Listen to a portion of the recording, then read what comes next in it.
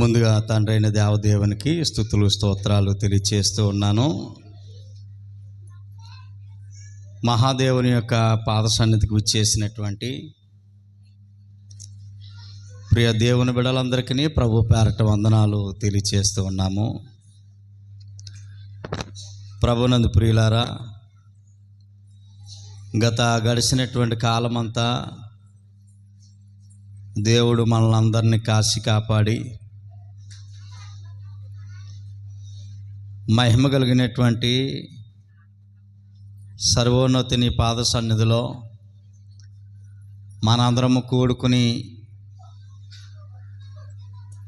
ఆత్మతోనూ సత్యంతోనూ ఆరాధించడానికి ఇంతటి గొప్ప భాగ్యాన్ని మహాదేవుడు దేవుని పిల్లలుగా మనకందరికీ దయచేయటం నిజంగా ఆనందించదగ్గ విషయము. అంత మాత్రమే కాకుండా సోదరులు వారితో కలిసి మనం అందరము దేవుని సన్నిధిలో ఉన్నాము అనేటువంటి సంగతిని మర్చిపోకుండా చక్కగా పాటలు పాడి దేవుని స్తుతించగలిగాము, మహిమపరచగలిగాము. ఈ గొప్ప ధన్యత మహాదేవుడు మనకు అనుగ్రహించటం నిజంగా ఆనందించదగ్గ విషయము. పాటల అనంతరము చక్కటి దేవుని మాటల చేత మన జీవితాలకి, మన కుటుంబాలకి అవసరమైనటువంటి దైవ ఉపదేశము ద్వారా మనం బలపరచబడ్డానికి సిద్ధపాటు కలిగి ఉంటూ ఉన్నాము. దేవుని సన్నిధిలో బోధ, దేవుని యొక్క వాక్యం మనకు చాలా అవసరము గనక ఇటు వాక్యానికి మనం అందరము పరిపూర్ణ సిద్ధపాటు కలిగి మనకి మేలు చేసేది, మనలను మన కుటుంబాలను చక్కదిద్దేది దేవుని మాటలు. ఆ మాటలు యందు మనం శ్రద్ధ వహించి హృదయపూర్వకంగా దేవుని వాక్యానికి విధేయత చూపుదాము. మొదటగా చిన్న ప్రార్థన చేసుకుందాము దేవుని సహాయం కొరకు. పరిశుద్ధుడు అయిన మా దేవ, కృప కలిగిన మా తండ్రి, మీ స్తోత్రాలు స్తుతులు నాయన. ఈ వారము నాయన నీ పిల్లలుగా నీ పాద సన్నిధికి వచ్చేసాము. నీ ఉపదేశము కొరకు నాయన తండ్రి ఆశతో ఎదురు చూస్తూ ఉన్నాము. నీ మాటల చేత మేము బలపరచబడాలని, నీ మాటల చేత నాయన మేము ప్రోత్సహింపబడాలని, మా ఆత్మీయ జీవితాలు నీ సన్నిధిలో కట్టుకోవాలనేటువంటి ఆశతో మేమందరము నాయన తండ్రి మీ కృపాశాసనము ఎదుట నీ వాక్యము కొరకు నిలిచి ఉన్నాము. నా నోట మీ వాక్యాన్ని నుంచి నీ పిల్లల అయినటువంటి వారికి చక్కటి అర్థవంతమైన రీతిలో బోధించుటకును, నీ బిడ్డలు నాయన తండ్రి వాక్యాన్ని స్వీకరించగలిగిన మనసును, అర్థం చేసుకునేటువంటి హృదయాన్ని మర్చిపోయేవారుగా కాకుండా వాక్యానుసారమైనటువంటి జీవితాలు మేము కలిగి ఉండటకు సహాయం చేయమని మా ప్రభు అయినటువంటి యేసుక్రీస్తు పేరట ఈ ప్రార్థన అడుగుచున్నాము మా తండ్రి, ఆమేన్. ప్రభునందు ప్రియులారా, ప్రతి ఆదివారము ఒక మంచి సందేశము ద్వారా మనం బలపరచబడుతూ ఉన్నాము. అలానే గత ఆదివారం మనం చెప్పుకున్నటువంటి పాఠం ఏంటి? శ్రమలను ఆచరిస్తూ ఉన్నావా లేక అనుభవిస్తూ ఉన్నావా అనేటువంటి పాఠాంశాన్ని మనం నేర్చుకున్నాం. ఇలాగా ఒక్కొక్క వారము ఒక్కొక్క పాఠాంశం కింద మనం పెట్టుకుని చక్కగా వాక్యపు వెలుగులో ప్రతి విషయాన్ని మనం అర్థం చేసుకోవడానికి ప్రయత్నం చేస్తూ దేవుని సన్నిధిలో కొంత సమయాన్ని ఆధ్యాత్మికంగా బలపడడానికి సిద్ధపాటు కలిగి ఉంటూ ఉన్నాం. ఈరోజు మరొక అంశాన్ని మనం నేర్చుకోవడానికి సిద్ధపడదాము. ప్రసంగి గ్రంథము 9వ అధ్యాయం. దయచేసి అందరూ గ్రంథాలు తెరిచి ప్రసంగి గ్రంథము 9వ అధ్యాయము 4వ వచనము 5, 6 వచనాలు చక్కగా మనం చదువుకుందాము. పురుషులు ఆసక్తి ఉన్నటువంటి బిడ్డలు త్వరగా తెరిచి చదివే ప్రయత్నం చేయండి. మిగతా వాళ్ళు చక్కగా గ్రంథాలు తీసి చదువుతున్నటువంటి వాక్య భాగాలు అలాగ ఉన్నవో లేవో మీరు పరీక్షించాలి. అలానే ఒకవేళ రాసుకోగలిగితే మంచి మనసుతో ఇంకా మంచిది. జాగ్రత్తగా ఈ మాటలు దేవుని మాటలు గనక పిల్లలతో కాలయాపన చేయకుండా చక్కగా బయటికి కూడా తిరగనివ్వకుండా దేవుని సన్నిధిలో కొంత సమయాన్ని మనం గడిపే ప్రయత్నం చేద్దాం. చదువుకుందాము. 4వ వచనము. బ్రతికి ఉన్న వారితో కలిసి మెలిసి ఉన్న వారికి ఆశ కలదు. సచ్చిన సింహము కంటే బ్రతికి ఉన్న కుక్క మేలు కదా. బ్రతికి ఉండి వారు తాము సత్తుదురని ఎరుగుదురు, అయితే చచ్చిన వారు ఏమీ ఎరగరు. వారి పేరు మరవబడి ఉన్నది, వారికిక ఏ లాభము కలగదు. వారికిక ప్రేమింపరు, పగ పెట్టుకునరు, అసూయపడరు. సూర్యుని క్రింద జరిగే వాటిలో దేనియందును వాటికి ఎప్పటికీ వంతు లేదు. ప్రియులారా, మనం ప్రసంగి గ్రంథము 9వ అధ్యాయం 4వ వచనంలో ఉన్నటువంటి 4-5 వచనాలు మనం చదువుకోవటం జరిగింది. ఈరోజు 4వ వచనంలో ఉన్నటువంటి ఒక వాక్యాన్ని ఆధారం చేసుకుని ఈరోజు సందేశాన్ని మనం చక్కగా నేర్చుకునే ప్రయత్నం చేద్దాం. చచ్చిన సింహము కంటే బ్రతికి ఉన్న కుక్క మేలు అనేటువంటి పాఠాన్ని ఈరోజు మనం నేర్చుకోవడానికి, ఆ వాక్యాన్ని ఆధారం చేసుకుని నేర్చుకోవడానికి ప్రయత్నం చేయబోతా ఉన్నాం. పరిశుద్ధ గ్రంథము మనకి చాలా అద్భుతమైనటువంటి గ్రంథం. ప్రపంచంలోనే అందరూ ఇష్టపడే, అన్ని కులాల వారు, అన్ని మతాల వారు ఇష్టపడే ఏకైక గ్రంథము మన చేతుల్లో ఉన్నటువంటి పరిశుద్ధ గ్రంథం. ఈ గ్రంథంలో జరిగిపోయిన సంగతులు, జరుగుతున్న సంగతులు, జరగబోయే సంగతులు చాలా స్పష్టంగా, వివరణాత్మకంగా ఉన్నందువలన ప్రతి ఒక్కరూ ఇష్టపడుతూ ఉన్నారు ఈ పరిశుద్ధ గ్రంథాన్ని.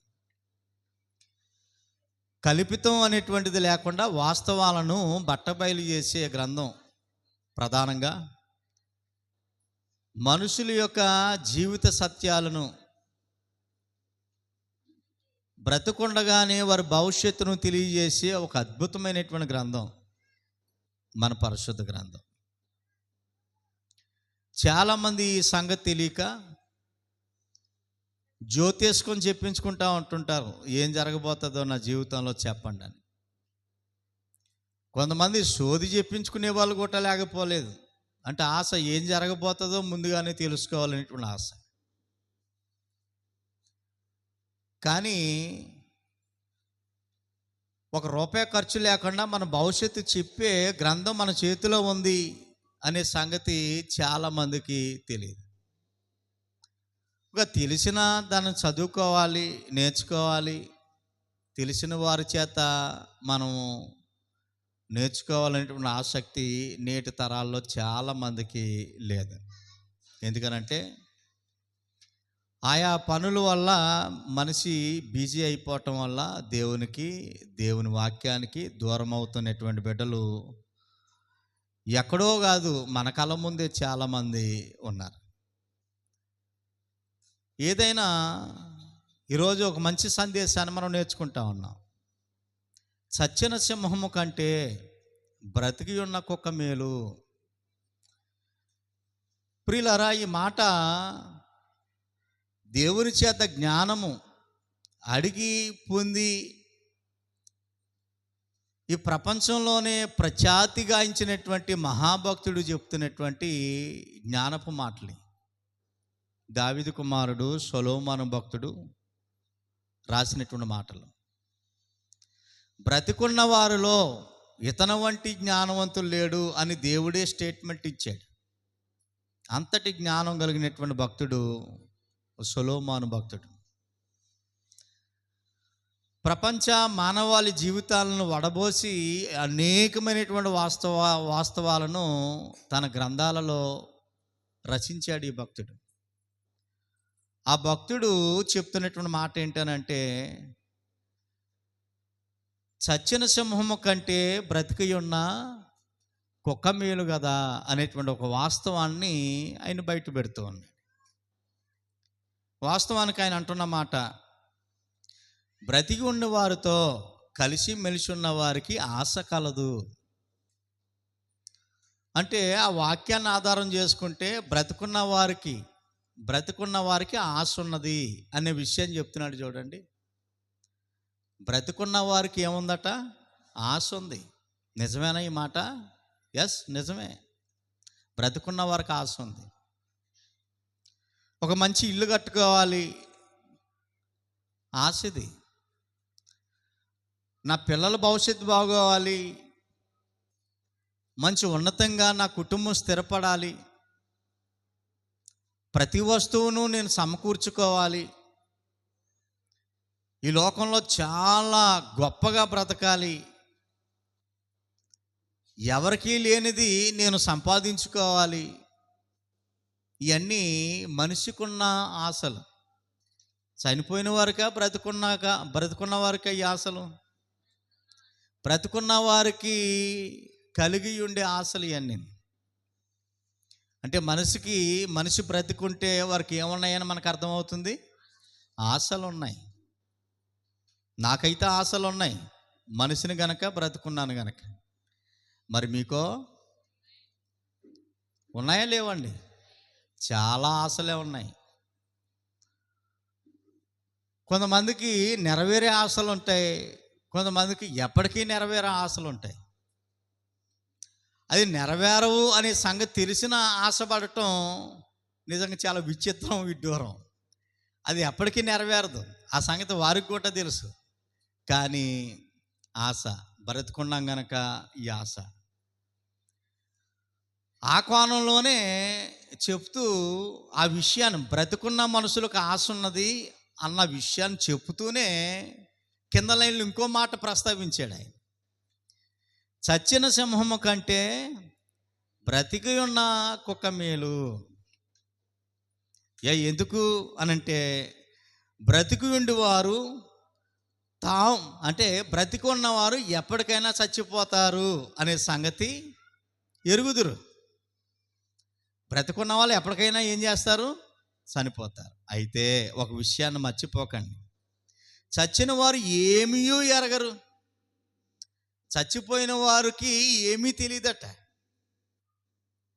ఈ సంగతి మనకు తెలుసా? చచ్చిన వారు ఏమీ ఎరగరు. చచ్చిపోయిన వారికి ఏ సంగతి తెలియదనే సంగతి మనకు తెలుసా? ఏమన్నా సత్యానందం గారు తెలిసాను? మనకి తెలియదండి. తెలిస్తే చచ్చిన వారు గురించి అపోహాలు, అపనమ్మకాలు, ఎన్నో విధి విధానాలు, భయాలు, ఆందోళనలు ఎందుకుంటాయి? చచ్చిపోయిన వారికి ఏమీ ఎరగరు అని ఏ విషయాల్లో అనే సంగతిని వివరణ ఇస్తున్నాడు చూడండి. వారి పేరు మర్చిపోతారు, వారికి ఇక ఏ లాభము కలగదు. చచ్చిపోయిన వారి గురించి వారికి ఏ లాభం కలగదు. వారు ప్రేమింపరు, పగబెట్టుకోరు, అసూయపడరు. సూర్యుని కింద జరుగు వాటిలో దేని యందును వారికి ఇక ఎప్పటికీ వంతు లేదు. ఎవరి గురించి? చచ్చిపోయిన వారి గురించి. అంటే ఏదైనా ప్రేమింపాలన్నా, పగబెట్టుకోవాలన్నా, ప్రతీకారం తీర్చుకోవాలన్నా ఏదైనా బ్రతుకున్నప్పుడేనమాట.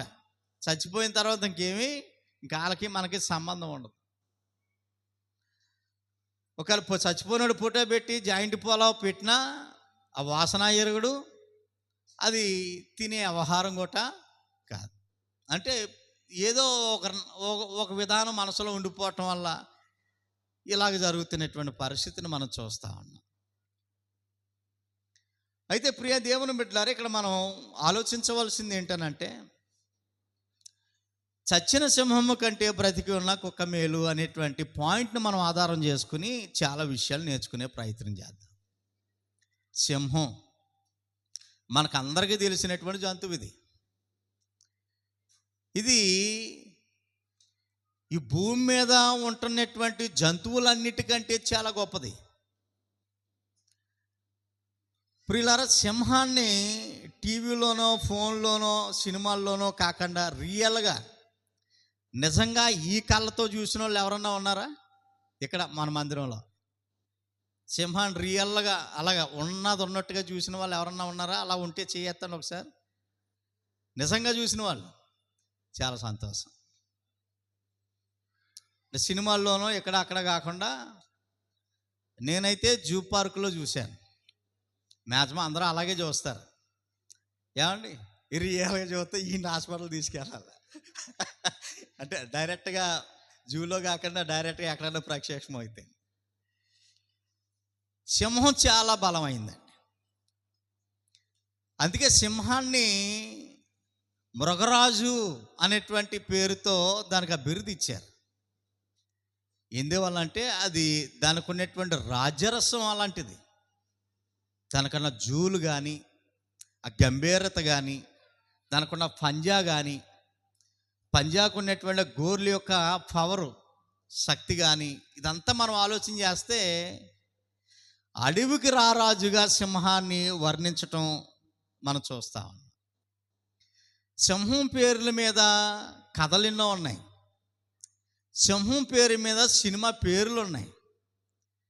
చాలామంది ఇతడు బలవంతుడు అని చెప్పడానికి జనరల్గా దేంతో పోలుస్తారు ఆ వ్యక్తిని? సింహం లాంటి వాడురా అని చెప్తున్నటువంటి సందర్భాలు మనకు కనబడతా ఉంటుంటాయి.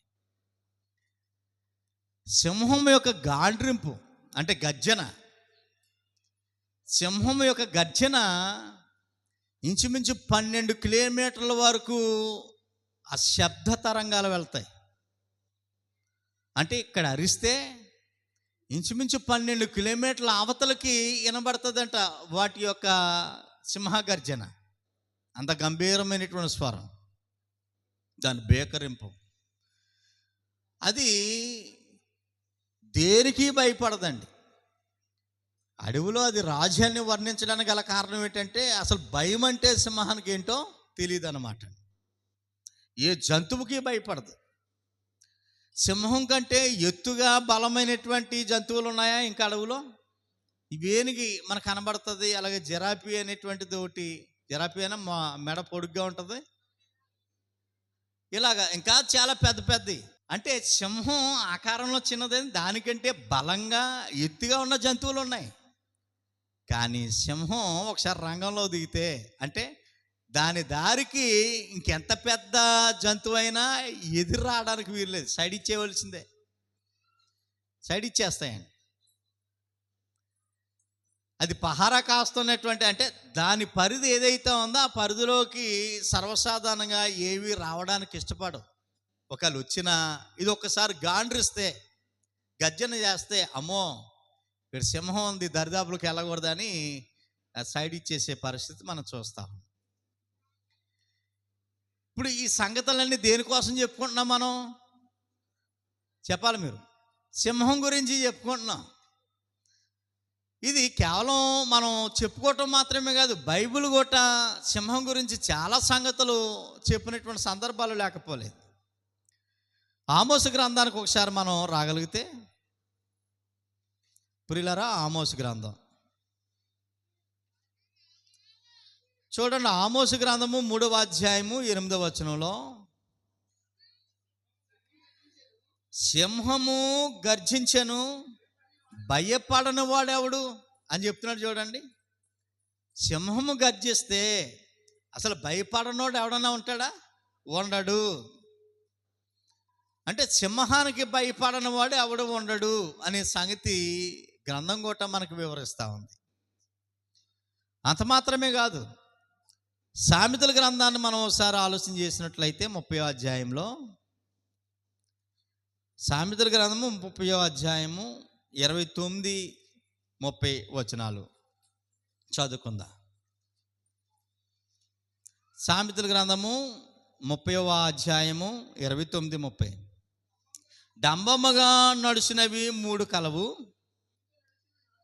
టీవీతో నడుచునవి 4 కలవు. అవేవనగా అంటే మంచి, ఏ భయము లేకుండా, ఎవరికి భయపడకుండా టీవీగా అంటే చాలా కూల్గా చక్కగా నడిచేవి 4 ఉన్నాయట. అందులో మొట్టమొదటి లిస్టులో ఏం పెట్టాడో చూడండి.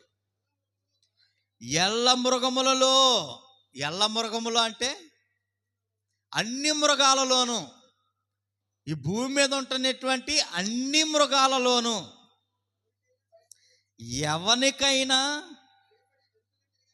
ఎల్ల మృగములలో పరాక్రమము గలదై. అదేనండి, ఎల్ల మృగములలో అంటే అన్ని మృగాలలో పరాక్రమం గలదై, ఎవనికైనాను భయపడి వెనకకు తిరగని సింహము అని చెప్తున్నాడు చూడండి. వెనకకు తిరగని సింహము, అన్ని మృగాలలోనూ పరాక్రమం గలదట, చాలా బలమైందట, ఎవరికి భయపడదట. అలాంటిది సింహము అనేటువంటి విషయానికి జ్ఞాపకం చేస్తా ఉన్నాను. అంటే ఈ వాక్యాలను బట్టి ఆలోచన చేస్తే సింహం బలమైంది అంటున్నాడా, బలహీనమైంది అంటున్నాడా? చాలా బలమైంది. ఇలా చెప్పుకుంటూ పోతే చాలా సంగతులు బైబిల్లో సింహాన్ని గూర్చినటువంటి వర్ణన, దాని శక్తిని గూర్చినటువంటి సంగతులు, అలాగే లోకంలో కూడా సింహాన్ని గూర్చి ఎన్నో కథలు వాస్తవతలోనికి తెలుసుకునేటువంటి సందర్భాలు మనం పరిశీలన చేస్తే చాలా సంగతులు సింహానికి ఉన్నాయి. అయితే ప్రసంగి 9వ అధ్యాయం 4వ వచనంలో ఇక్కడున్న సింహం ఏమైంది? ప్రసంగి 9వ అధ్యాయం 4వ వచనంలో సచ్చిన సింహము కంటే అనేటువంటి మాట, సింహము కంటే కుక్క గొప్పదని చెప్తున్నాడు ఇక్కడ. సింహం కంటే కుక్క గొప్పది. అది ఎలాగ సాధ్యము అని అంటే, సింహం కోసం ఇంత గొప్పగా చదువుకున్నాం కదా, సింహం గర్జన చాలా భయంకరంగా ఉంటుందని, అది అరిస్తేనే 12 కిలోమీటర్ల వేగం వెళ్తుందని, సింహం అన్ని మృగాల కంటే ఇది బలమైందని, దానికి భయపడని నరుడెవడూ లేడని ఇన్ని సంగతులు చెప్పుకున్నాం. కానీ సింహం కంటే కుక్క మేలని చెప్తున్నాడు, సింహం కంటే కుక్కే గొప్పదని చెప్తున్నాడు. అదేంటి, ఏమైనా అర్థమవుతుందా? సింహం కంటే కుక్క మేలట. అది సాధ్యమయ్యే అవకాశం ఉందా? మీరు క్యాచ్ చేస్తున్నారా? సింహము కంటే కుక్క మేలు అని చెప్తున్నాడు, సింహం కంటే కుక్క గొప్పదని చెప్తున్నాడు. ఇక్కడ ఏమర్థమవుతుంది ఈ మాటలు వింటున్నప్పుడు? సింహం కంటే నిజంగా కుక్క గొప్పదా? అది సంగతి, ఆ పాయింట్ రావాలి మీరు. తెలిసిన సంగతినే రథమాలు అడుగుతుంటే ఏదో ఇంటర్నేషనల్ క్వశ్చన్ అనుకుని పులవమని ఆలోచనతో ఏమీ లేదు. సింహం గొప్పదే, కానీ చచ్చిపోయింది. చచ్చిపోయిన తర్వాత ఇంకా ఎంత గొప్పదైనా ఏమండి, ఇంకా 7 అంతస్తుల బిల్డింగ్ ఉన్నా ఉపయోగం ఏమీ లేదనమాట, వీడ్చేయవలసిందే. అందుకే ప్రసంగి గ్రంథము 7వ అధ్యాయంలో ఒక మాట జ్ఞాపకం చేస్తున్నాడు ప్రియులారా. ప్రసంగి గ్రంథము 7వ అధ్యాయంలో సుగంధ తైలము కంటే మంచి పేరు మేలు, ఒకని జన్మదినము కంటే మరణదినమే మేలు అని చెబుతూ, విందు జరుగుచున్న ఇంటికి పోవుట కంటే ప్రలాపించి వారి ఇంటికి పోవుట మేలు అని చెప్తున్నాడు. అంటే ఎక్కడైతే ఫంక్షన్ జరుగుతుందో, అది పెళ్లి ఫంక్షనా, పుట్టినరోజు ఫంక్షన్, ఏ ఫంక్షనా, అలాంటి ఫంక్షన్లకు వెళ్ళేదానికంటే, ఎవరన్నా చనిపోయాలి బాధల్లో ఉంటే, ఏడుస్తూ ఉంటుంటే అలాంటి వాని ఇంటికి వెళ్ళటం మేలు, చనిపోయిన వాని ఇంటికి వెళ్ళటం మేలు, వారు పరామర్శించటం మేలు, ప్రలాపించి వాని ఇంటికి వెళ్ళటం మేలు అని చెప్తున్నాడు. చచ్చిపోయిన వాడి ఇంటికి వెళ్ళటం మేలు ఎలాగవుతుంది? కీడము కదా. చచ్చిపోని ఇంటికి వెళ్ళటం కీడా మేలా? ఏమండి, మేలా కీలా? మేలని గ్రంథం చెప్తుంది. మరి కీడని అమ్మో వాళ్ళ ఇంటికి వెళ్ళకూడదు, మైలేదో అంటుకుంటుందేమో అని, లేదా ఏదో చీకటి అంటుకుంటుందేమో అని, చీకటి శక్తులు ఏదో వస్తాయని, ఇలాగా కొన్ని అభిప్రాయాలతో చాలామంది ఉన్నటువంటి సందర్భాలు. కానీ వాక్యం చెప్తా ఉంది, పెద్ద పెద్ద ఫంక్షన్లకు వెళ్ళేదానికంటే చనిపోయిన వాని ఇంటికి వెళ్ళటం మేలు, ప్రలాపించే వాని ఇంటికి వెళ్ళటం మేలు. ఎందుకు మేలు అనంటే అక్కడ ఎవరో చెప్పక్కర్లేకనే ఒక సందేశం నీకు అందిస్తూ ఉంది. చనిపోయిన ఇంటికి వెళ్ళటం ద్వారా, అక్కడ ఉన్నటువంటి శవాన్ని చూడటం ద్వారా నీకు ఓ మెసేజ్, ఓ పాఠాన్ని నేర్చుకోవచ్చట. ఏంటది అనంటే ఎలాగనగా అంటే ఎలాగంటే మరణము అందరికీ వచ్చును, మరణం అందరికీ వస్తుంది అనేటువంటి సంగతి. ఇక ఆవిడ చనిపోయింది, లేకపోతే అతడు చనిపోయాడు, ఇలానే నేను కూడా ఏదో ఒక రోజుని చనిపోతానన్నమాట అనే విషయం మనకు తెలుస్తుంది. నేను చనిపోతాను, ఇగో వీళ్ళకేసినట్లు కానీ ఇంటి ముందు ఓ టెంట్ వేస్తారు, ఆ టెంట్లో ఒక 2 బల్లలు వేస్తారు, ఆ బల్ల మీద నా శవాన్ని కూడా అలానే పెడతారు, పైన ఏదో దుప్పడేదో కప్పుతారు, ముక్కుల్లో చెవుల్లో దూదేదో పెడతారు, అగరత్తులు వెలిగిస్తారు, తెలిసిన బంధువులందరూ వచ్చి మీద పడి ఏడుస్తారు. సేమ్ ఇక్కడ ఏదైతే జరుగుతుందో రేపొద్దున ఎప్పుడైనా నాకు కూడా ఇదే పరిస్థితి వస్తుందన్నమాట అనే సంగతి మనం జ్ఞాపకం చేసుకోవచ్చు. అయితే ఫంక్షన్కి వెళ్తే అది మనం చేయొచ్చు, చేయలేకపోవచ్చు. కానీ మరణదినం అనేటువంటిది చేయొచ్చు, చేయకపోవచ్చు అనేది ఏమైనా ఉంటుందా? ఉండదు. ప్రతి వాని జీవితంలోని ఇది ప్రాప్తిస్తుంది. నేను కూడా ఈ లోకంలో ఎంత ప్రయాసపడినా, ఎంత సంపాదించినా, ఎంత మర్యాద ఉన్నా, ఎంత గౌరవం ఉన్నా, ఎంత పలుకుబడి ఉన్నా, నా పరిస్థితి ఏదో ఒక రోజు ఇదేనన్నమాట అనే సంగతి మనకు నేర్పిస్తుంది అన్నమాట. చనిపోయిన వారి ఇంటికి వెళ్తే మనం ఆ విషయాన్ని నేర్చుకోవచ్చు. గనుక బ్రతికు ఉన్నవారు దానిని మనసును పెట్టుదురు. చనిపోయిన వాళ్ళ దగ్గరికి వెళ్తే మనసును పెట్టుకుంటారట ఈ సంగతి. వారి కోసం ప్రార్థించడానికి కానీ, వారికి అక్కడ పరిచర్య చేయడానికి కానీ కలిగే అవకాశం ఉంటుందట.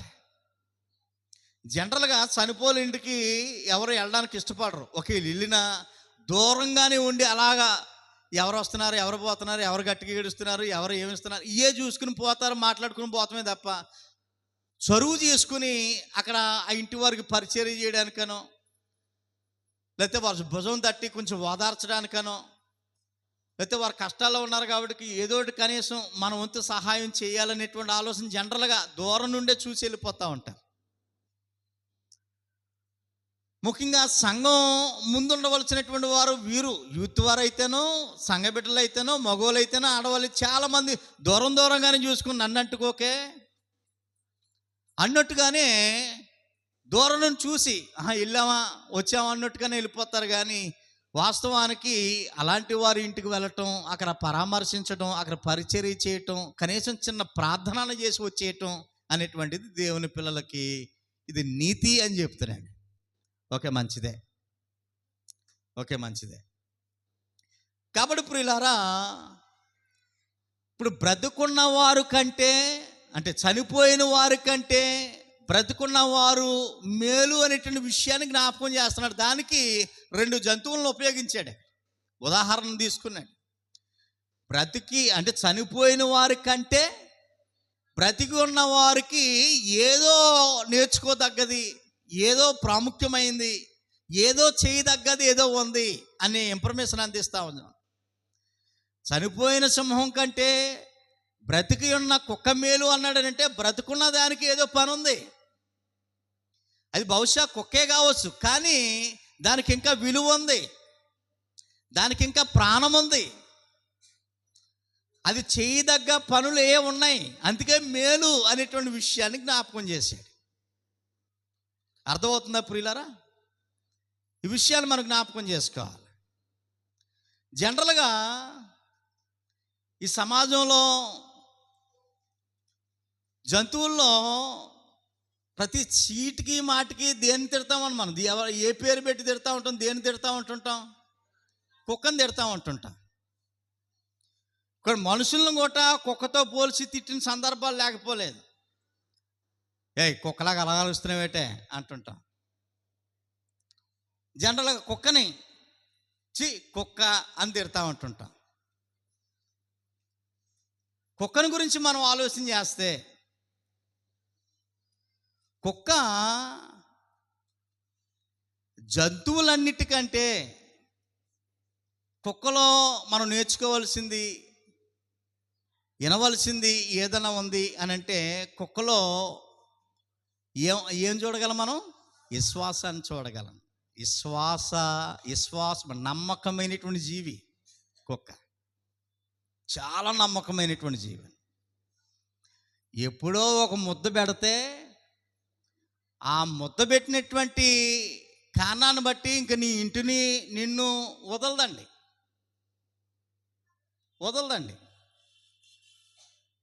అంత అలాగా చూసే సందర్భాలు లేకపోలేదు. కుక్కలు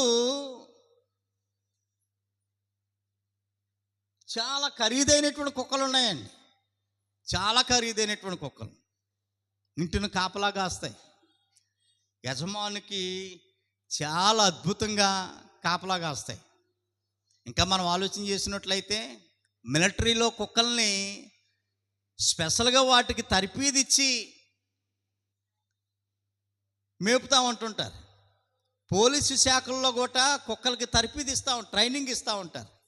స్మగ్లర్లను పట్టుకోవడానికి, హంతకులను పట్టుకోవడానికి, బాంబులు ఎక్కడైతే ఉన్నాయో వాటిని కనిపెట్టడానికి కుక్కలు ఉపయోగపడతా ఉంటుంటాయి. అంటే కుక్కలకి జ్ఞానం ఉంది. రెండోది వాటికి నమ్మకం, విశ్వాసము బాగా ఎక్కువ. మొన్ననే మేము ట్రైన్లో ప్రయాణం చేస్తూ ఉంటుంటే, అమ్మగారు మేమంతా ట్రైన్లో ప్రయాణం చేస్తుంటే సీట్లు ఎక్కడ ఖాళీ లేవు. మొత్తానికి అలా నిలబడి ఉంటే అమ్మగారికి చిన్న సీటు దొరికింది. వీళ్ళప్పుడు సగం దూరం వెళ్ళిన తర్వాత చిన్నపిల్లలతో కొంతమంది ఎక్కారు. ఓ పిల్ల సంకన ఉంది, అలా నిలబడి ఉండిపోయింది. పోన్లే పిల్లని నాకు ఇవ్వండి అమ్మ అని చెప్పేసి అంటే అమ్మగారు ఆ పిల్లని ఎత్తుకున్నారు. పిల్ల చాలా బాగుంది. ఆ పిల్లని కొనుక్కున్నారట. 25,000 ఎట్టి ఆ పిల్లని కొనుక్కున్నారట. ఎందుకు ఆ పిల్ల ఏంటో కాదు, కుక్క పిల్ల. ఇది ట్రైన్లో తీసిన ఫోటో. ఇది బాగుందని చుక్కుబాబు తీసాడు. ఈ కుక్క పిల్ల ఏదో బొమ్మలాగా ఉంది. 25,000 ఎట్టి కుక్క పిల్లని కొనుక్కున్నారట. అంటే ఎందుకు ఈ విషయాన్ని జ్ఞాపకం చేస్తానంటే, 25,000 నుండి ఎన్నో లక్షల రూపాయలు ఖరీదైన కుక్కలు కూడా ఉన్నాయి. ఇష్టపడి కొనుక్కునే వాళ్ళు ఉన్నారు, చాలా ఇష్టపడి మేపుకునే వాళ్ళు, పెంచుకునే వాళ్ళు ఉన్నారు, కుక్కలను ఇష్టపడే వాళ్ళు ఉన్నారు.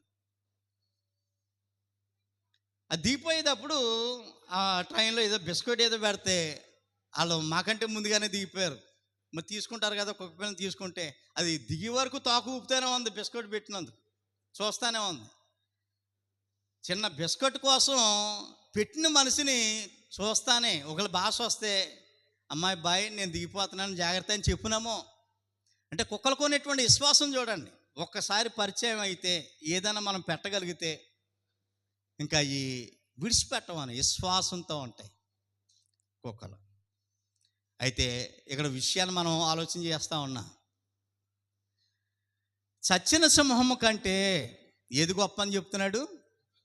బ్రతికి ఉన్న కుక్క మేలు. ఈ వాక్య భాగంలో సింహం చనిపోయింది. చనిపోయిన తర్వాత ఏ విధమైనటువంటి ప్రయోజనం ఉండదు. కుక్క మేలు అన్నాడు అంటే బ్రతికున్న వారికి ఆశ ఉన్నదని ముందుగానే చెప్పాడు. అది జనరల్గా మన ఆశ అని అనుకుంటాం, మన కోరికలు అని అనుకుంటాం. కానీ నేను బ్రతికిస్తున్నటువంటి దేవునికి ఒక ఆశ ఉన్నది. ఆ ఆశను బ్రతుకున్నప్పుడే నువ్వేం చేయాలి? తీర్చాలి. ఎవరి ఆశ? దేవుని ఆశ. ఇంతకీ ఎవరి ద్వారా బ్రతుకుతున్నాం మనం ఈ లోకంలో? ఎవరు బ్రతికిస్తున్నారు, ఎవరు చనిపోయేలా చేస్తున్నారు? ఆ శక్తి ఎవరికైనా బ్రతికించే శక్తి, చచ్చిపోయే శక్తి మనుషుడికి ఏమైనా ఉందంటారా? లేదండి. రాజుల గ్రంథానికి ఒకసారి మనం ఆలోచన చేస్తే ప్రియులారా, 2వ రాజుల గ్రంథము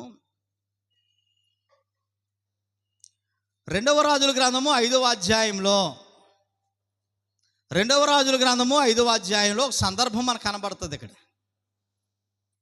సిరియా రాజు ఇశ్రాయేల్ రాజుకి ఒక ఉత్తరం రాసి తన సైన్యాధికారితో పంపిస్తాడు. సిరియా రాజు ఇశ్రాయేల్ రాజుకి ఒక ఉత్తరం రాసి ఆ ఉత్తరాన్ని పంపిస్తాడు. ఇంతకీ ఉత్తరంలో ఏమని ఉంటుందనంటే, నా సైన్యాధికారి కుష్ఠరోగంతో బాధపడుతున్నాడు కాబట్టి ఆ కుష్ఠరోగాన్ని నువ్వు బాగు చేయాలా అని చెప్పేసి ఆ ఉత్తరంలో ఉంటుంది. ఆ ఉత్తరాన్ని చదివినటువంటి ఇశ్రాయేల్ రాజు బుర్ర బాదుకుని బట్టలు సింపుకొని ఆయన అంటున్న మాట చూడండి. ఎన్నో వచనం అండి? 5వ అధ్యాయము 7వ వచనం. ఇశ్రాయేల్ రాజు తన పత్రికను ఈ పత్రికను చదివి వస్త్రములు చింపుకొని సంపుటకును బ్రతికించుటకు నేను దేవుడునా అని అంటున్నాడు. చూడండి, ఇశ్రాయేల్ రాజు ఏమంటున్నాడు? సంపుటకును బ్రతికించుటకు నేను దేవుడునా అని అంటున్నాడు. అంటే చంపే అధికారము, బ్రతికించే అధికారం ఈ భూమి మీద ఎవరికీ లేదనే కదా, రాజుకే లేదు ఇక్కడ. అంటే మానవుడు అనేవాడికి ఎవరికీ ఉండదు. మరి చంపే అధికారము, బ్రతికించే అధికారం ఎవరికి ఉందని మనకు అర్థమవుతుంది ఈ వాక్యాన్ని బట్టి. దేవునికి. బ్రతకాలన్నా చనిపోవాలన్నా దేవుని దయ, దేవుని కటాక్షము లేకపోతే ఈ భూమి మీద ఒక క్షణం కూడా మనం ఉండలేము అనేటువంటి వాస్తవం మనకు అర్థమవుతుంది. అలానే ప్రియులారా, మొదటి సమూయేలు గ్రంథానికి మనం రాగలిగితే, మొదటి సమూయేలు గ్రంథము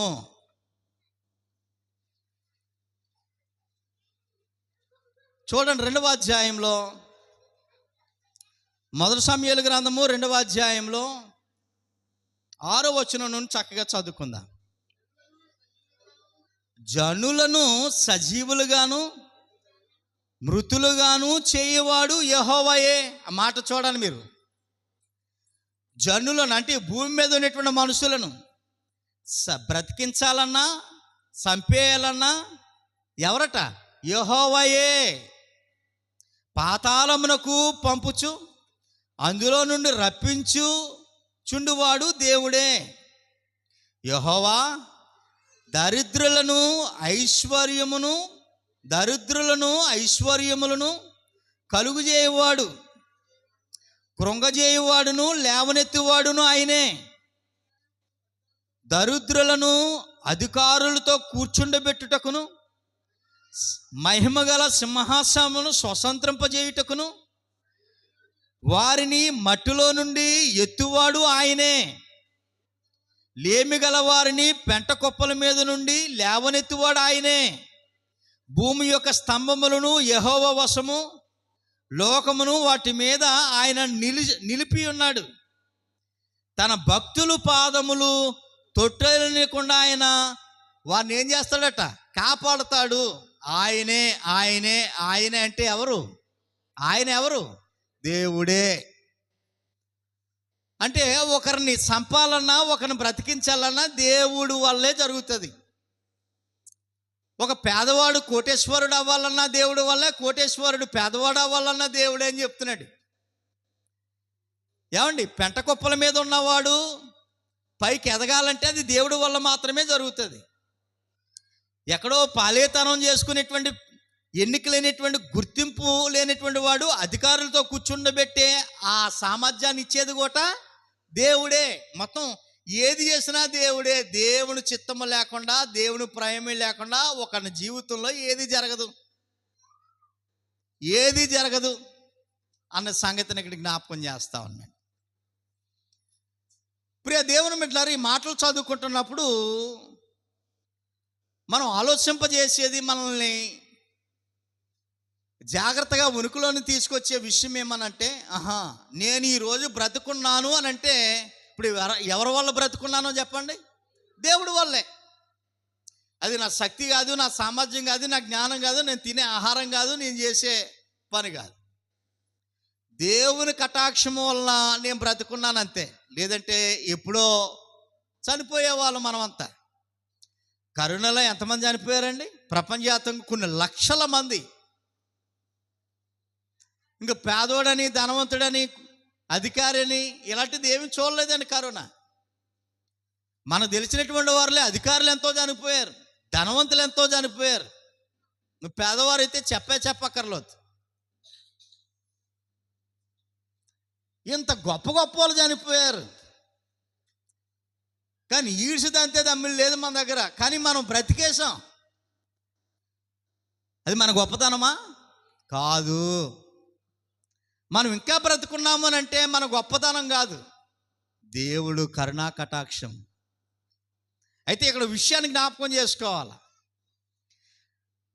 కరోనాలో వెళితే భయంకరమైనటువంటి వ్యాధుల్లో, ప్రమాదాల్లో ఎంతోమంది చనిపోతూ ఉన్నారు. కానీ అలాంటి ప్రమాదవస్తు నాకు రాకుండా నేను బ్రతుకున్నాను అంటే దానికి కారణం దేవుని కృప అన్న విషయాన్ని మనం మర్చిపోకూడదు. దేవుని కృప. చూడండి, విలాప వాక్యాలకు ఒకసారి మనం వెళితే ఇర్మియా పక్కన ఉంటుంది.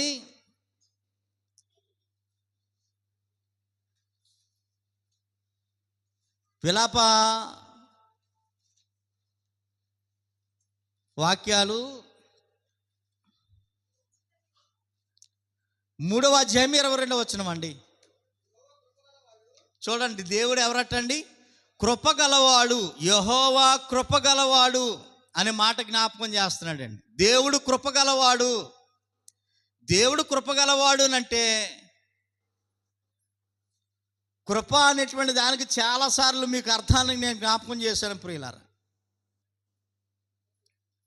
అర్హత లేకపోయినా అర్హతను కల్పించటం, యోగ్యత లేకపోయినా యోగ్యతను కల్పించటం, దాన్నే కృప అని అంటారు.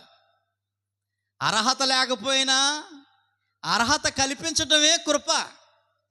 ఆ కృప అనేటువంటి పదానికి అర్థం అదే. చాలామందికి అర్థాలు తెలియకుండానే కృపయ్య అనేటువంటి పేర్లు పెట్టుకుంటారు. వాళ్ళని ఏమీ అంటలేదు, కానీ వాటికి ఉన్నటువంటి అర్థం అర్హత లేకపోయినా అర్హత కల్పించడం. వాస్తవానికి భూమి మీద బ్రతకడానికి మనకు అర్హత ఉందా? లేదండి. మనం చేసే పాపాలను బట్టి భూమి మీద బ్రతికే అర్హత కోల్పోయాం. మన ఆలోచనలను బట్టి, మన ప్రవక్తను బట్టి, మన విధానాన్ని బట్టి భూమి మీద బ్రతికే యోగ్యతను ఎప్పుడో కోల్పోయాం. అసలు బ్రతికే అధికారం, అవకాశం లేదు మనకి. కానీ దేవుడు మనకి ఆ విధమైనటువంటి అవకాశాన్ని కల్పించాడు. ఎక్కడ బ్రతకడానికి? భూమి మీద ఇంకా సజీవుల లెక్కల్లో ఉండి బ్రతకడానికి ఇంకా అవకాశం కల్పించాడు నాకు. అదే చెప్తున్నాడు ఆయన, యెహోవా కృపగలవాడు, ఆయన వాత్సల్యత ఎడతెగక నిలిచి ఉన్నది గనుక మనము నిర్మూలము కాకుండా వారము. నిర్మూలము అంటే ఈ భూమి మీద అంతరించిపోకుండా, చచ్చిపోకుండా ఇంకా బ్రతుకున్నాము అని అంటే దేవుని వాత్సల్యాన్ని బట్టి, దేవుని కృపను బట్టే ఈ భూమి మీద మనం బ్రతుకున్నాము అన్న విషయాన్ని చెప్తున్నాయి. వాత్సల్యత అంటే దేవుని ప్రేమ. దేవుని ప్రేమను బట్టే ఈ భూమి మీద ఇంకా మనం బ్రతుకున్నాం. దేవుని కృపను బట్టి, దేవుని ప్రేమను బట్టి ఈ భూమి మీద మనం ఇంకా బ్రతుకున్నాం. మనం బ్రతుకున్నాం అన్న విషయాన్ని జ్ఞాపకం చేస్తున్నాయి. ప్రియా దేవుని బిడ్డలారా, ఇప్పుడు మనం అందరం బ్రతుకున్నాం. ఎవరి కృప వల్ల? దేవుని కృప వల్ల. ఈ సంగతిని మనం మర్చిపోరు. రాత్రులు పగలు ప్రతి గడియ జ్ఞాపకం చేసుకోవాలి. నేను ఇంకా బ్రతుకున్నానంటే దేవుడి వల్లే బ్రతుకున్నాను. డాక్టర్ గారు బ్రతికించలేరండి, డాక్టర్లు చంపలేరు, బ్రతికించలేరు. దేవుడు ప్రమేయం లేకుండా ఈ భూమి మీద ఏది జరగడానికి అవకాశం లేదు. ఈ విషయాన్ని మనం ఎప్పుడు లేచిన వెంటనే ఈ విషయాన్ని జ్ఞాపకం చేసుకోవాలి. నాయన, నీ కరుణ వల్ల, నీ దయ వల్ల, నీ కృప వల్ల మరొక రోజుని నేను చూడగలిగాను. ఈ రోజంతా నీ హస్తాలు నాకు తోడుగా ఉంచిన. ఇక నేను పనికి వెళ్ళిపోతా ఉన్నాను, నీ తోడు నాకు ఉంచు. నేను పలానా పని నిమిత్తం నేను బయటికి వెళ్తా ఉన్నాను, నీ తోడు నాకు ఉంచు. ఈ రోజంతా నీకు రుణపడి ఉంటాను నాయన. ఈ రోజును చూడలేనిటువంటి వారు ఎంతోమంది ఉన్నారు, కానీ నన్ను బ్రతికించావు, చూడగలుగుతూ ఉన్నాను. ఈ రోజున నా పని నేను చేసుకోగలుగుతూ ఉన్నాను. కాబట్టి నన్ను బ్రతికించినందుకు నీకు స్తోత్రం అని దేవుణ్ణి జ్ఞాపకం చేసుకుని ఆ రోజును ప్రారంభించాలి. మనం బ్రతుకున్నాం కాబట్టి. ఒకళ్ళు చనిపోతే విలువ లేదు, ఎంత గొప్పోడికైనా విలువ లేదు. బ్రతుకుంటేనే విలువ, చనిపోతే విలువ లేదు. ఇక్కడ ఉదాహరణగా ఏం చూపించాడు? చచ్చిపోయినటువంటి సింహాన్ని చూపించాడు. సింహం కోసం అడవి అద్దరల్లిపోతా ఉంది, దాని గంభీర స్వరం విని, గర్జన విని. కానీ చనిపోయింది అంటే చనిపోతే విలువ లేదు, నీకు విలువ లేదు. బ్రతుకుంటేనే నీకు విలువ. అయితే బ్రతుకున్న మనం విలువైన వారుగా ఎప్పుడు మారతాము అనేటువంటి విషయాన్ని ఆలోచన చేస్తే, విలువైన వారుగా ఎప్పుడు మనం ఉనికిలోకి వస్తాము అనేటువంటి విషయాన్ని మారితే మనం తెలుసుకుంటే, బ్రతుకున్న మనకి పని ఉంది అనేటువంటి విషయాన్ని జ్ఞాపకం చేస్తున్నాయి. బ్రతుకున్న మనకి ఏముందట? పని ఉంది. ప్రసంగి గ్రంథం 9వ అధ్యాయము 10వ వచనం నుంచి చదువుకుందాం.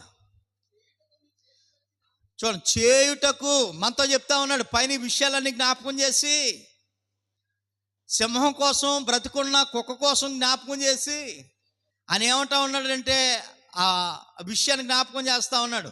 చేయుటకు నీ చేతికి వచ్చిన ఏ పనైనను నీ శక్తి లోపము లేకుండా చేయుము అని చెప్తున్నాడు.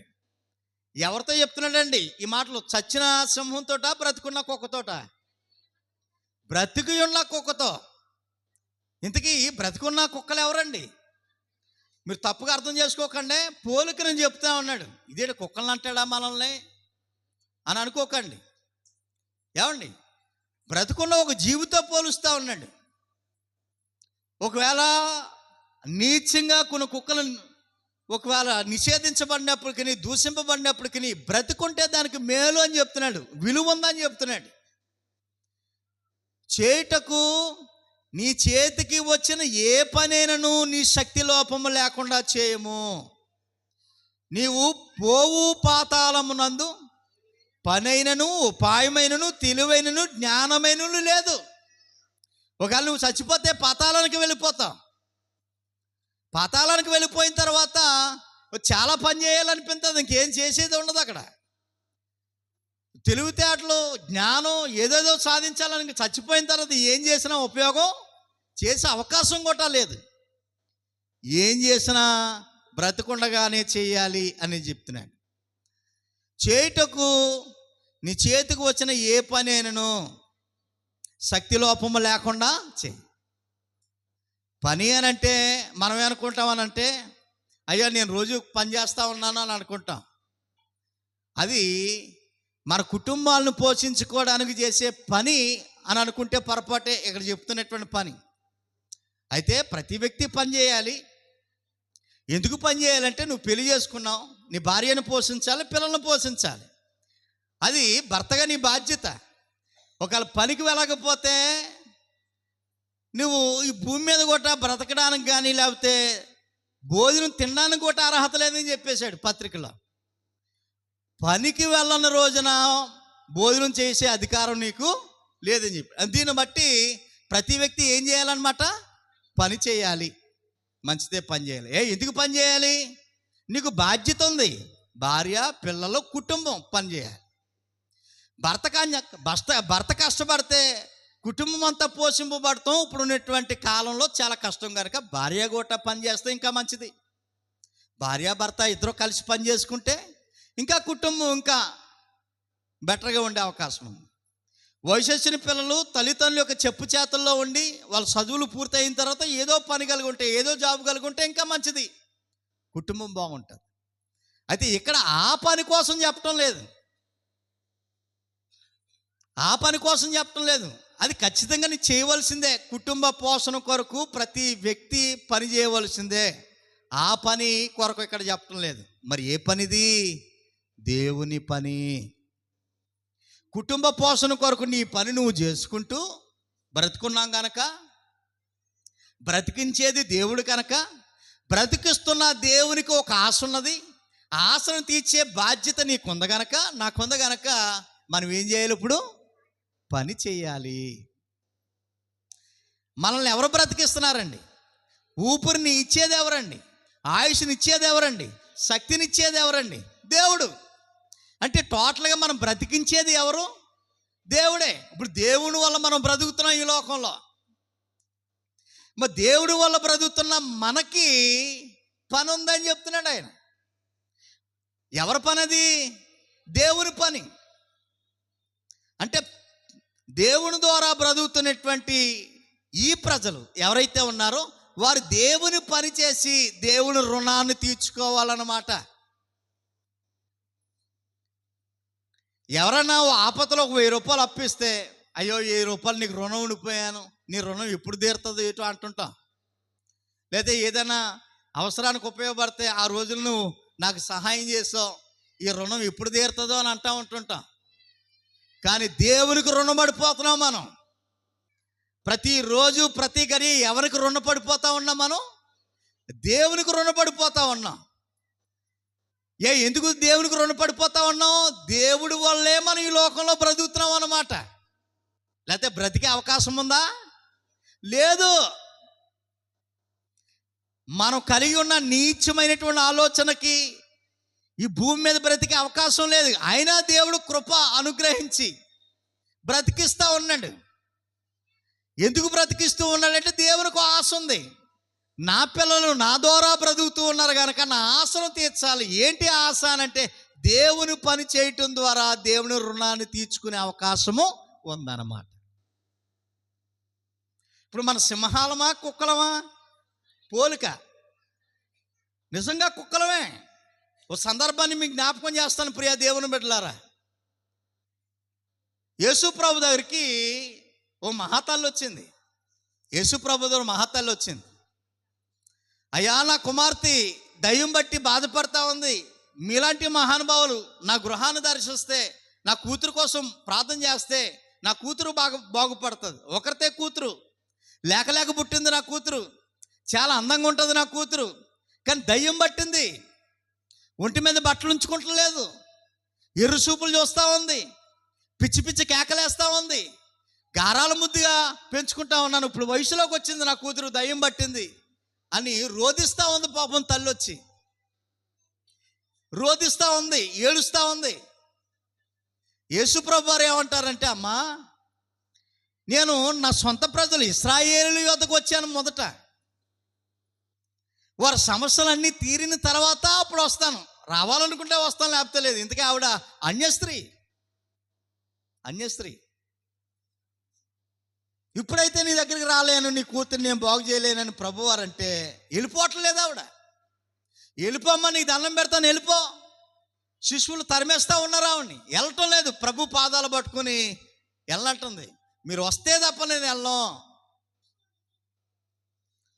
ఆవిడ అంటున్నా, ఆయన యేసుప్రభు మాట అంటాడు, నశించిపోతున్న గొర్రెల యొద్దకే కానీ నేను నిషేధించబడినటువంటి కుక్కల యొద్దకు నేను రాను అని అంటే, ఆ తల్లి అంటది, అయ్యా, కుక్క పిల్లలు కూడా యజమాను బల్ల మీద పడే రొట్టు ముక్కల కోసం ఎదురు చూస్తుంది కదా. నేను కుక్కనే, నా కూతురు కుక్క పిల్లే, ఆయన కరుణించని బ్రతిమలాడుతూ ఉంటుంటుంది. మత్తయి సువార్త 15వ అధ్యాయం 26వ వచనంలో ఉంటుంది ఈ మాట, ఈ సందర్భం. మత్తయి సువార్త 26వ అధ్యాయంలో చూడండి ఒకసారి. సందర్భం వచ్చింది, చదువుకుందాము. మత్తయి సువార్త 15వ అధ్యాయం అండి, 15:26. అందుకు ఆయన పిల్లలు రొట్టెలు తీసుకుని కుక్క పిల్లలకు వేయటం యుక్తమా అని అంటే, ఆమెని ఇప్పుడు దేంతో పోలుస్తున్నాడు ప్రభు? నువ్వు కుక్కవి, నీ కూతురు కుక్క పిల్ల అని అంటుంటే నన్ను కుక్కతో పోలుస్తావు, నువ్వు ప్రార్థన చేయమని వస్తే కుక్కలతో పోలుస్తావు నువ్వు అని బాధపడలేదండి. ఆవిడేమంటుంది? అది నిజమే ప్రభువా, కుక్క పిల్లలు కూడా యజమానుడి బల్ల మీద నుండి రొట్టు ముక్కల కోసం ఎదురు చూస్తుంది కదా ఆస్తో. నిజమే, నేను కుక్కనే, నేను కుక్క పిల్లనే, నేను బాధపడలేదు. నీ కటాక్షం లేకుండా, నీ కరుణ లేకుండా మేము బ్రతకలేము. నువ్వు కుక్క అన్నావు అని చెప్పేసి నేను పళ్ళీకలించను, నువ్వు కుక్క అన్నావు అని చెప్పేసి నేను బాధపడను, నేను కుక్కనే. కానీ ఈ కుక్కకి బ్రతికే అవకాశం కల్పించావు నాకు. నేను ధన్యురాల్ని, నేను ధన్యురాల్ని. బ్రతికుంటుండగా నీ రుణాన్ని నేను తీర్చుకోవాలని ఆశపడతా ఉన్నాను. నిజంగా తల్లి ఉద్దేశం చూడండి. బ్రతికుంటుండగా నీ రుణాన్ని నేను తీర్చుకోవడానికి ఆశపడతా ఉన్నాను. నీ రుణం తీర్చుకోవాలంటే నేనేం చేయాలి ప్రభువా? నీ రుణాన్ని తీర్చుకోవాలంటే నేనేం చేయాలా? ఈరోజు నేను ప్రతిరోజు పనికి అనగలుగుతూ ఉంటాను నీవు ఇచ్చినటువంటి ఆరోగ్యాన్ని బట్టే. అనారోగ్యం వస్తే నేను పనికి వెళ్ళగలనా? కష్టపడగలనా? నా కుటుంబాన్ని పోషించుకోగలనా? నీ దయ వలనే నేను ఈరోజు బ్రతుకుతా ఉన్నాను. నీ వాత్సల్యాన్ని బట్టే, నీ కృపను బట్టి ఈరోజు నేను బ్రతకగలుగుతూ ఉన్నాను. బ్రతికించేది నువ్వు గనక నీ రుణాన్ని నేను తీర్చుకోవాలనుకుంటా ఉన్నాను. ఇప్పుడు దేవుని రుణాన్ని ఎలా తీర్చుకోగలం మనం? చెప్పండి. దేవుని రుణాన్ని ఎలా తీర్చుకోగలం? దేవుడికున్న ఆశ ఒకటే, నా పిల్లలు నా ద్వారా బ్రతుకుతున్న వారు నా పని చెయ్యాలి. ఆ పని ఉందని చెప్తున్నాడు. దేవునికి పని ఉందా? ఉంది. దేవునికి బోలెడంత పని ఉంది. ఏంటి దేవుని పని అంటే, ఈ సమాజాన్ని దేవుని పిల్లలుగా మార్చే పని దేవుడు మనకు అప్పచెప్పాడు. దేవుని మందిరాన్ని కట్టే పని మనకు అప్పచెప్పాడు. సువార్తను ప్రకటించే పని మనకు అప్పచెప్పాడు. ఎదవరాండ్లకు సహాయం చేసే పని మనకు అప్పచెప్పాడు. దిక్కులోని పిల్లలకి సహాయం చేసే పని మనకు అప్పచెప్పాడు. ఎవరైతే దూరంగా ఉంటా ఉన్నారో, కూటికి లేక ఆరోగ్యం లేక బాధపడుతూ ఉన్నారో, వారందరికీ దేవుని పేరట సహాయం చేసే పని మనకు అప్పచెప్పాడు. ఇదంతా దేవుని పనేనా? ఎస్, దేవుని పనే. నా పేరట ఎవరికైతే సహాయం చేస్తారో వారు ఎవరికి చేసినట్టట? నాకు చేసినట్టే. ఒక వస్త్రాన్ని ఇస్తారో, ఒక బియ్యం ఇస్తారో, ఏది ఇస్తారో నా పేరట చేస్తే అవన్నీ నా పని చేసినట్టు. మీరు నా పని చేసినట్టు. ఈ పని కూడా ఎలా చేయాలని చెప్తున్నాడు ప్రసంగి గ్రంథంలో. నువ్వు చేయడానికి ఇష్టపడితే ఆ పని శక్తి లోపము లేకుండా, ఇసుక్కోకుండా, కసుక్కోకుండా ఇష్టపడి చెయ్యి. ఎవరో బలవంతం చేస్తే దేవుని పైకి చేయటం కాదు. దేవుని పని చేయడానికి ఎవరో బలవంతం చేయకూడదు. ఇష్టపడి వస్తే అద్భుతంగా జరుగుతుంది ఆ పని. ఇంతకీ ఎవరి పని అది? దేవుని పని. దేవుని పని. నువ్వు ఇష్టపడి చేస్తే అద్భుతంగా జరుగుతుంది. కష్టంగా చేస్తే పని జరుగుతుందండి? జరగదు. దేవుని రుణాన్ని తీర్చుకునే అవకాశం. దేవుని పని చేయడానికి సహాయం చేయటం కూడా దేవుని పనే. కొంతమంది ప్రత్యక్షంగా వాడబడగలరు, కొంతమంది పరోక్షంగా వాడబడగలరు. చేయాలని, దేవుని పని చేయాలనేటువంటి ఆసక్తి ఉంటుంది. కానీ వారికి ఉన్న ప్రాబ్లమ్స్ బట్టి, వారికి ఉన్న పనులను బట్టి చేయలేకపోవచ్చు, ఆ పని చేయలేకపోవచ్చు. కానీ ఆర్థిక సహాయం చేసి, అయ్యా నా కుటుంబం ద్వారా ఈ పని చేయండి దేవుని పని అని ఇవ్వటం ద్వారా గట్రా వారు నేరుగా ఆ పనిలో పాలభాగస్తులు అయ్యే అవకాశం. కాబట్టి ప్రియ దేవుని బిడ్డలారా, చచ్చిన సింహము కంటే ఇప్పుడు ఎవరు గొప్పట? బ్రతికి ఉన్న కుక్కే మేలు. ఎందుకు మేలు చెప్పాలి, మీకు అర్థమైతే చెప్పాలి. ఎందుకు మేలు? అది దేవుని పని చేస్తుంది, అందుకే మేలు. బ్రతికుండి దేవుని పని చేస్తుంది. అది బ్రతికుండి దేవుని పని ఘనంగా చేస్తూ ఉంది. అనేకులకి మేలుకరమైనటువంటి, ప్రయోజనకరమైనటువంటి స్థితిని కల్పిస్తాం. ఒక విధంగా కుక్క కంటే సింహం చాలా గొప్పది, కానీ చనిపోయింది ఇక్కడ. దేవుని పని చేయకుండా దేవుని సత్తువును అనుభవిస్తూ నేను సింహాన్ని అని చెప్పుకుంటే ఉపయోగం ఏమైనా ఉందండి? ఉపయోగం లేదు. సచ్చినతో సమానం, సచ్చిన సింహంతో సమానం. నువ్వు గొప్పడు అయితే అయి ఉండొచ్చు,